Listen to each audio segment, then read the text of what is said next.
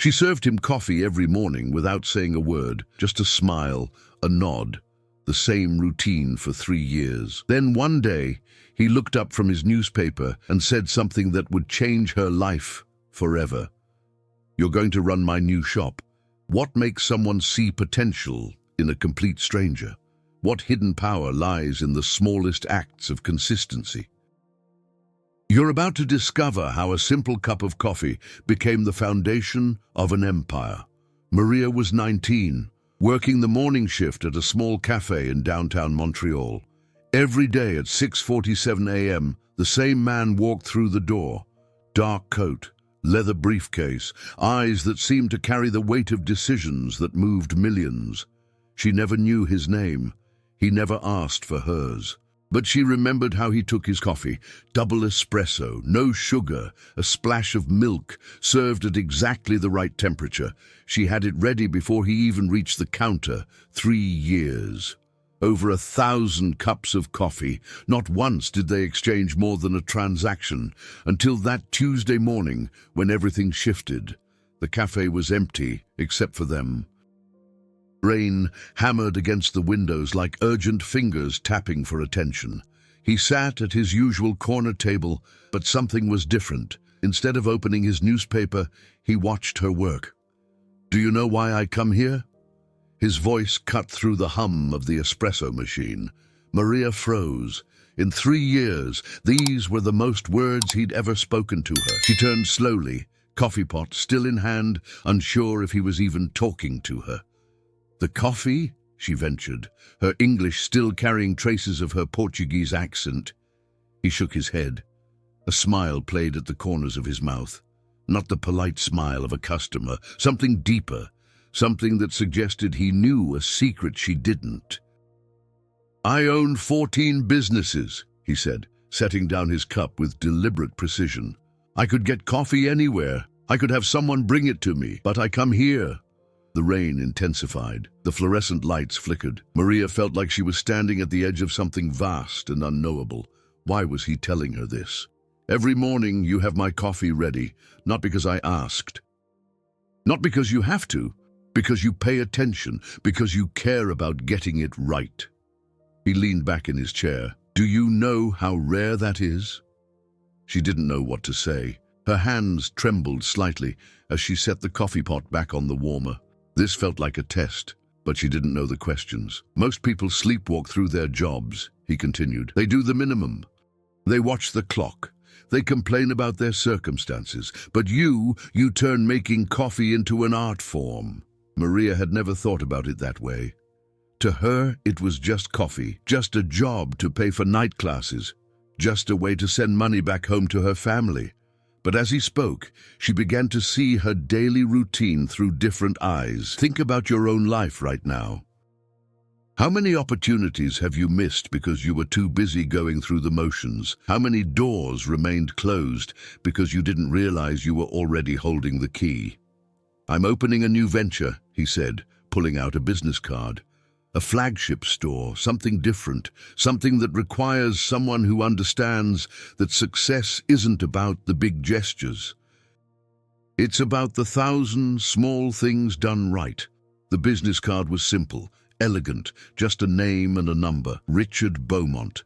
She'd served coffee to Richard Beaumont for 3 years without knowing he was one of the city's most successful entrepreneurs. "I don't understand," Maria said, her voice barely above a whisper. "You want me to work at your new store?" "No." He stood up, leaving a $100 bill on the table for a $3 coffee. "I want you to run it."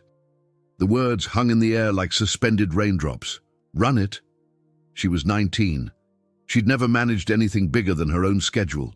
The absurdity of it made her laugh, but the laugh died in her throat when she saw his expression. He was serious, deadly serious. This wasn't charity. This wasn't a joke. This was a man who'd built an empire on reading people, and he'd been reading her for 3 years. "I don't have experience," she protested. "I don't have a degree. I don't even speak perfect English." "You have something more valuable." He moved toward the door, then paused. "You have hunger. You have attention to detail. You have the ability to anticipate needs." Everything else can be taught. Right now, as you're listening to this, someone in your life is watching you. They're noticing things you don't even realize you're doing. They're seeing potential you can't see in yourself. The question is, are you showing up in a way that opens doors, or are you just going through the motions? If this story resonates with you, hit that subscribe button, because what happens next will challenge everything you believe about success, opportunity, and the power of showing up. Maria stood in the empty cafe, holding the business card like it might explode. Her manager emerged from the back room, annoyed at the commotion. What did that customer want? He seemed upset. He offered me a job, Maria said, still in shock. Good for you. Now get back to work. The morning rush is about to start. But Maria couldn't focus. Every order felt different now. Every customer became a potential Richard Beaumont. What if she'd been serving coffee to CEOs, artists, inventors, all this time without knowing it? What if every interaction was an audition for a life she couldn't yet imagine? That night, she called the number on the card. A secretary answered, efficient and professional. Mr. Beaumont said you might call. Can you come to his office tomorrow at noon? I have to work. Mr. Beaumont has already arranged for your shift to be covered. The address is... Maria wrote down the address with shaking hands. This was happening too fast. People like her didn't get opportunities like this. People like her worked 3 jobs, went to night school, and hoped to maybe, someday, manage a small restaurant. But here's what most people don't understand about opportunity. It doesn't knock, it whispers. It shows up dressed as ordinary moments, routine interactions, daily choices that seem insignificant at the time. She spent the night researching Richard Beaumont, real estate mogul, retail innovator, started with nothing, built everything. The articles called him eccentric and unconventional. They said he had an uncanny ability to spot talent in unexpected places. Maria, you're being stupid, her roommate said. It's probably some scam. Rich men don't just offer teenage baristas jobs running their companies. But Maria remembered the way he'd watched her work. The way he'd noticed details no one else bothered to see. This wasn't random. This was 3 years in the making. The next morning, she put on her best outfit, which wasn't much, but it was clean and pressed. She took 3 buses to reach the financial district. The building touched the sky, all glass and ambition. The elevator ride to the 42nd floor felt like ascending to another world. The office was nothing like she'd expected. No marble, no pretension, just clean lines, natural light, and a view that made the city look like a circuit board of possibilities. Richard Beaumont stood by the window, hands clasped behind his back. Punctual, he said without turning around. Good, let me show you something. He led her to a conference room where architectural plans covered every surface. 3D models of a retail space, unlike anything she'd seen. It was a hybrid, part cafe, part bookstore, part community center, part innovation lab. This is the future, he said, not just a store. An experience. A place where ideas meet coffee, where strangers become collaborators, where the ordinary becomes extraordinary. Maria studied the plans, trying to understand. It's beautiful, but why me? Because you understand service without servitude. You understand that every interaction is an opportunity to create something memorable. He pulled out a chair for her. Sit. Let me tell you about my first job. What he told her changed her perspective forever. He'd been a janitor, night shifts at an office building. While others saw it as mindless work, he saw it as an education. He learned how successful businesses operated by observing their trash. He noticed patterns, inefficiencies, opportunities. One night, I fixed a problem with their filing system. Left a note explaining how they could save 3 hours a day, the CEO noticed. Offered me an entry-level position. I was 20. You see the pattern. Success isn't about where you start. It's about how you see where you are. It's about finding excellence in the ordinary, about treating every task as if it matters, because it does. But I still don't understand, Maria said. Running a business requires skills I don't have. Skills can be learned, character can't. He slid a folder across the table. 6 months of training, full salary. You'll shadow my best managers, learn from my mistakes, understand every aspect of the business. Then you launch the flagship. The salary figure made her gasp. It was more than her parents made combined. More than she'd dreamed of making in 10 years. But it wasn't the money that made her hands shake. It was the trust, the belief, the weight of someone seeing more in her than she saw in herself. This is your wake-up call. Right now, someone needs to believe in you the way Richard believed in Maria. But first, you need to show up in a way that makes that belief possible. Subscribe to this channel if you're ready to discover what that means. What if I fail? The question escaped before she could stop it. Richard's smile was unexpected. Then you'll fail with more knowledge than most people accumulate in a lifetime. Failure isn't the opposite of success. It's a component of it. He walked to a bookshelf and pulled out a worn notebook. His first business plan, written on napkin backs and receipt paper. I failed 7 times before anything worked. Each failure taught me something success never could. Maria took the notebook with reverent hands. The pages were filled with crossed-out ideas, recalculations, dreams adjusted to meet reality.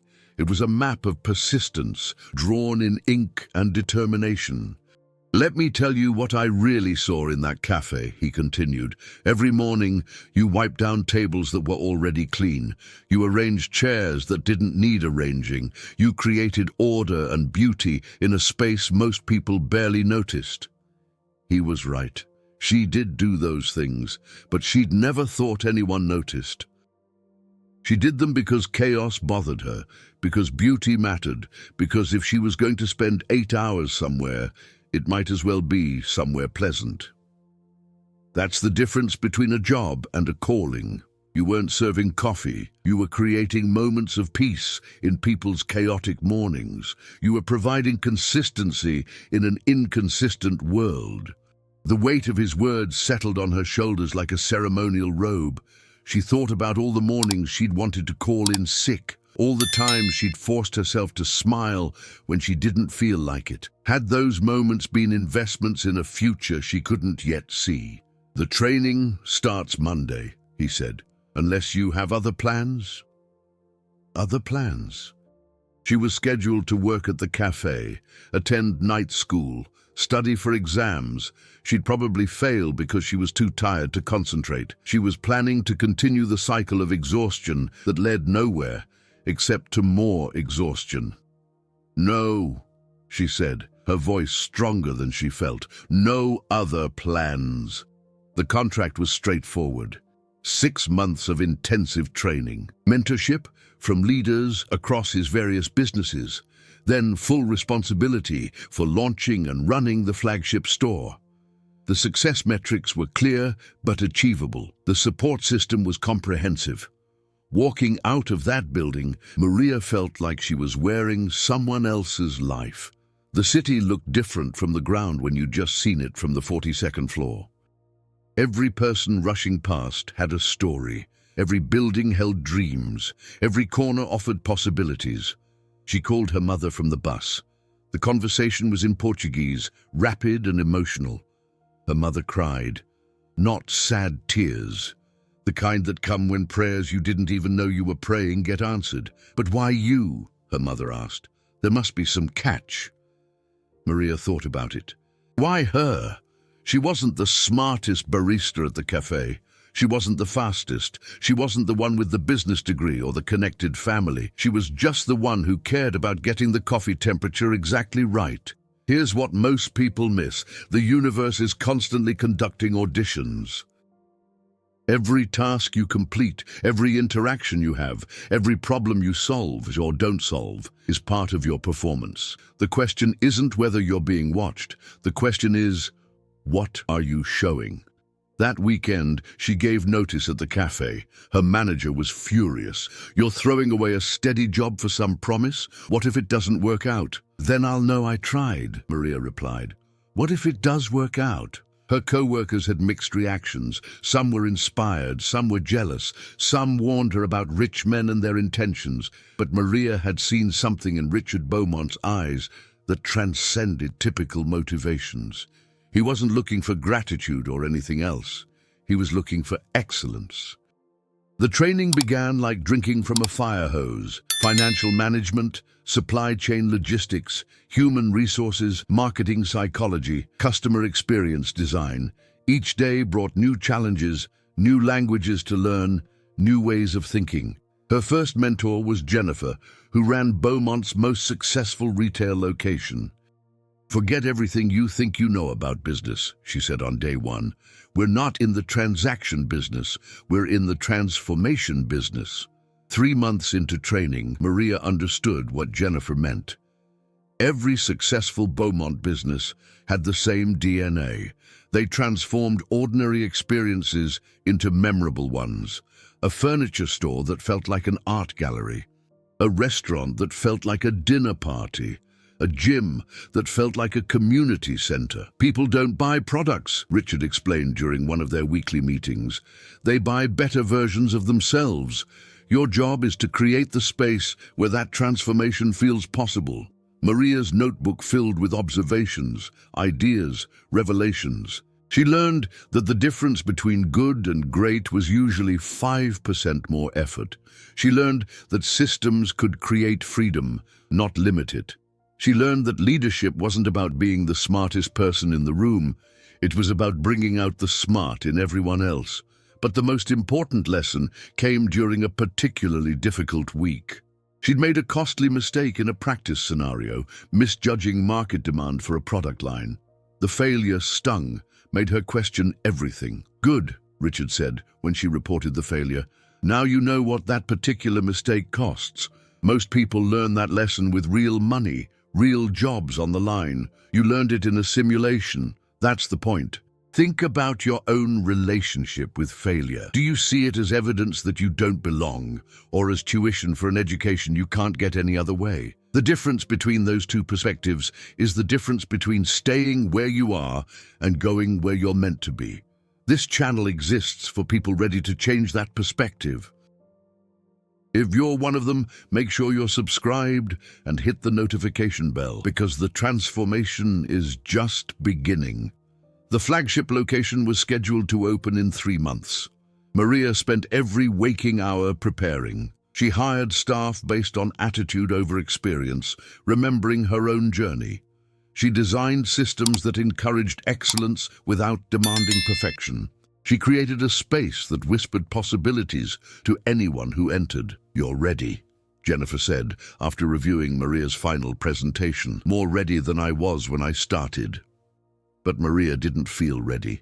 She felt like she was standing at the edge of a cliff, about to jump, and hoping she'd learned enough about flying on the way down. The imposter syndrome was real, persistent, loud. 2 weeks before opening, disaster struck. The primary coffee supplier backed out.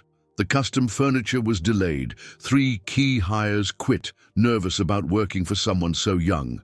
Everything that could go wrong seemed to be going wrong at once. Maria sat in the half-finished space at 2 a.m., surrounded by problems that felt bigger than her solutions. This was the moment. The moment where she could call Richard, admit defeat, confirm everyone's doubts about whether she belonged here. Instead, she made coffee. Using a portable machine she'd brought from home, she made the perfect cup. Double espresso, no sugar, splash of milk, the exact temperature Richard liked it. She sat in the darkness, sipping carefully, remembering. 3 years of showing up. 3 years of consistency. 3 years of caring about details nobody noticed. If she could do that when it didn't matter, she could do it now when it did. By morning, she had a plan. She called local roasters, found one excited about partnering with a flagship store. She negotiated with furniture makers, found creative solutions. She reached out to her network, people she'd trained with, learned from, impressed during her preparation. "Why should we take a chance on you?" one potential hire asked. "Because 6 months ago, someone took a chance on me," Maria replied, "and I'm going to pay that forward every single day." The team came together. Not the team she'd originally planned, but the team she needed. People hungry for opportunity, ready to build something meaningful. People who understood that perfect was the enemy of good, but good was the foundation of great. Opening day arrived like a held breath finally released. Maria stood in the space she'd imagined, now real. Every detail reflected the lessons she'd learned. The coffee bar that encouraged conversation. The workspace that inspired collaboration. The reading nooks that invited contemplation. Richard arrived at 6:47 a.m. Of course he did. Maria had his coffee ready. Of course she did. He took a sip, smiled, said nothing. But his eyes said everything. The first customer was a writer, laptop in hand, looking for somewhere to work. The second was a mother with a stroller, needing a place where she could exist as more than just a parent. The third was a startup team, searching for neutral ground to hash out their differences. By noon, every seat was full. By evening, there was a line out the door, not because of marketing or hype, but because of something harder to manufacture. Word of mouth from people who'd experienced something different. How do you want your coffee? Became more than a question. It became an invitation to be seen, to be served, to be part of something. The baristas Maria trained didn't just make drinks. They made moments. They remembered names, preferences, stories. One customer, an elderly man who came in every afternoon, told Maria, "I've been to 100 coffee shops. This is the first one that feels like it was waiting for me." That's what Richard had seen in that small cafe 3 years ago. Not just someone who could serve coffee, but someone who understood that every cup was a chance to serve something more. The numbers exceeded projections.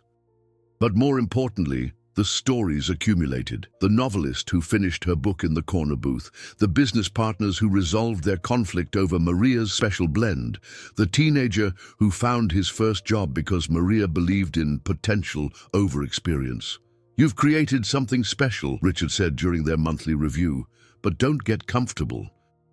Special only stays special if you keep choosing to make it so." She knew he was right. Success wasn't a destination you arrived at.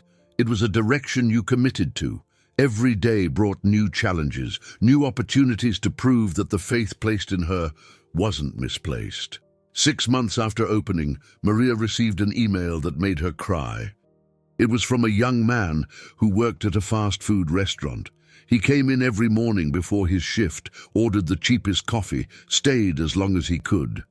"Watching you run this place showed me something," he wrote. "That where you start doesn't determine where you finish. That every job is a chance to show who you are. I'm applying to business school. Thank you for showing me it's possible." Maria printed the email, kept it in her desk drawer next to Richard's original business card. On difficult days, and there were many, she'd read both. Reminders of where she'd been, where she was, where others were going because of the path she'd helped create. The flagship store became a model. Other locations opened, each running on the principles Maria had refined. But she stayed with the original, the one that started everything. It wasn't just a business to her. It was a living testimony to the power of paying attention, showing up, caring deeply. One morning, 3 years after the grand opening, a young woman came in. She was maybe 18, 19. Nervous energy, careful movements, the kind of hunger in her eyes that Maria recognized. She ordered the cheapest item on the menu, made it last 2 hours.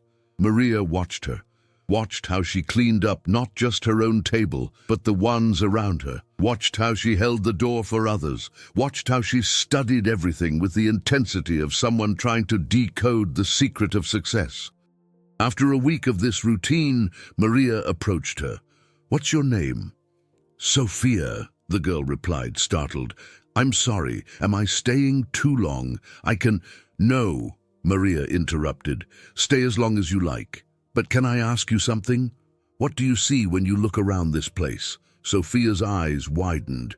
She looked around as if seeing it for the first time, or maybe for the 100th. "I see possibility. I see a place where ordinary things become extraordinary. I see proof that someone like me could maybe—" She trailed off, embarrassed by her own hope. Maria smiled, remembering another conversation, another morning, another life-changing moment that started with paying attention. "Would you like a job?" Maria asked. The cycle continued, not because it had to, but because it chose to, because somewhere someone was making coffee with extraordinary care. Someone was wiping already clean tables. Someone was creating beauty in spaces where beauty wasn't required but was always, always noticed. Years passed. The flagship store became a landmark, not just for coffee, but for what it represented. Business schools sent students to study it. Journalists wrote articles trying to decode its success. Competitors tried to replicate its model, but they missed the secret ingredient. It was never about the coffee. Richard Beaumont retired, leaving his empire in the hands of people like Maria, people he'd found in unexpected places, people who understood that excellence was a choice you made every day, not a position you eventually reached. Maria's story spread, not through marketing campaigns, but through whispered conversations. Did you hear about the barista who became a CEO? Did you know the woman who runs that place started with nothing? Have you heard what happens when someone believes in you? She spoke at universities sometimes, telling rooms full of ambitious students the same truth. Your current circumstances are not your conclusion. They're your raw material. What you build with them depends entirely on how you choose to see them. "I served coffee for 3 years, she'd say. Same coffee, same counter, same routine. The only thing that changed was that someone was watching who saw what I couldn't see, that I was never just serving coffee. I was practicing for a life I didn't know was possible." The questions always came. How can I find my Richard Beaumont? How can I get someone to notice me? How can I escape my circumstances? And Maria would smile, remembering her own confusion, her own hunger, her own doubt. "You're asking the wrong questions," she'd say. "The question isn't how to get noticed. The question is, if someone were watching you right now, what would they see? Because here's the truth that changes everything. Someone is always watching. Maybe not a billionaire looking for protégés, maybe not someone who can change your life with a business card, but someone, a co-worker, a customer, a child, a stranger who needs to believe that ordinary people can do extraordinary things. Your life is not a waiting room where you sit until opportunity finally calls your name.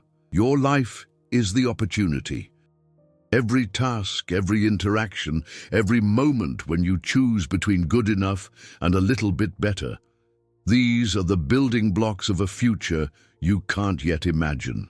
Maria still makes coffee sometimes, when the store is busy, when a barista calls in sick, when she just needs to remember. She makes each cup like it matters, because it does, because someone is watching.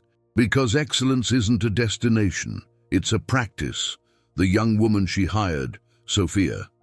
She runs 3 locations now. She found her own protégés, continues the cycle, proves again and again that talent exists everywhere, waiting for someone to see it, nurture it, believe in it before it believes in itself. What if Maria had said no to Richard's offer? What if she'd let fear win? What if she'd listened to everyone who said it was too good to be true, too big a leap, too much for someone like her? We'd never know this story, but more importantly, dozens of other stories would never have been written. The novelist in the corner booth, the business partners who found common ground, Sophia and her success, the ripples that spread when one person chooses courage over comfort. You're at your own coffee counter right now, maybe literally, maybe metaphorically. Maybe you're in a job that feels beneath your potential. Maybe you're in a situation that seems hopeless. Maybe you're waiting for someone to see what you have to offer. Stop waiting, start showing. Excellence leaves clues, consistency creates opportunities. The universe is taking notes, even when you think no one's watching. especially when you think no one's watching. Every master was once a disaster. Every expert was once a beginner. Every success story started with someone who chose to see their current position not as a life sentence, but as a launching pad. The question that matters isn't whether you'll get your chance. The question is, when your chance comes, will you be ready? Will you have practiced excellence so consistently that stepping into opportunity feels like coming home? Maria's story isn't unique because it's impossible. It's unique because it's possible, and most people don't believe it. Most people serve coffee like they're just serving coffee. Most people do their jobs like they're just doing their jobs. Most people live their lives like they're just passing time. But you're not most people. If you were, you wouldn't have listened this long. You wouldn't have felt that stirring, that recognition, that voice inside saying, this could be me, it can be, it will be. If you choose it, if you practice it, if you show up tomorrow like someone's watching, because someone is. And they're waiting to hand you the keys to a future you can't yet imagine. Like this video, if it opened your eyes. Subscribe if you're ready to open doors. Share it with someone who needs to hear that where they are isn't where they have to stay. This channel is for those who believe in the power of small acts to change lives, starting with their own. The coffee's ready. Your future is waiting. What are you going to do about it?